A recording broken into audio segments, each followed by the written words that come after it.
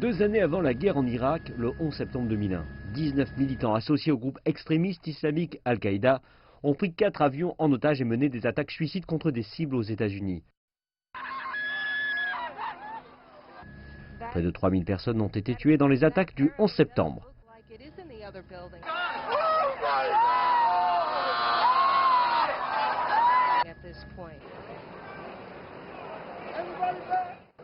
L'Amérique a rapidement pris sa revanche, lançant la même année la guerre en Afghanistan, avec l'objectif de chasser les talibans d'Afghanistan et de démanteler Al-Qaïda.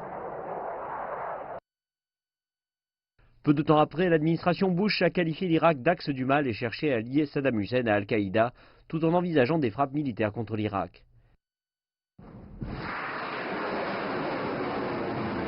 Puis elle a accusé l'Irak de posséder des armes de destruction massive, une accusation qui plus tard s'est révélée fausse.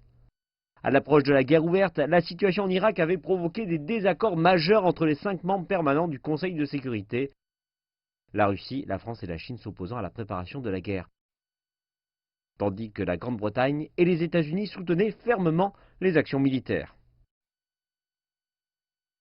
Cependant, le 17 mars 2003, ne cherchant pas à obtenir d'autres résolutions des Nations Unies et jugeant futiles les efforts diplomatiques du Conseil de sécurité, le président américain de l'époque, George W. Bush, a brusquement déclaré la fin de la diplomatie.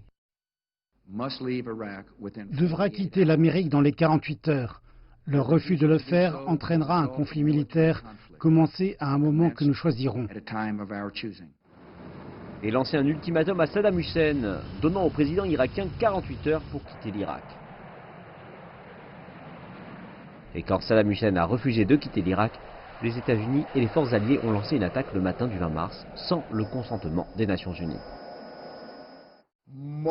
The vast majority of international lawyers, la plupart, la majorité des juristes internationaux, experts en droit international, affirment qu'il s'agit bien d'une violation de la Charte des Nations Unies.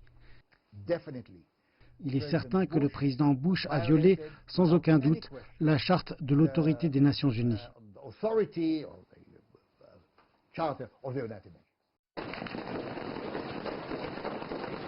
Des années plus tard, la guerre en Irak a laissé ce pays du Moyen-Orient en ruine et en retour a créé un vide du pouvoir menant au premier succès du groupe État islamique en Irak et en Syrie. Et la menace des actions unilatérales de l'Amérique ne se sont pas arrêtées là.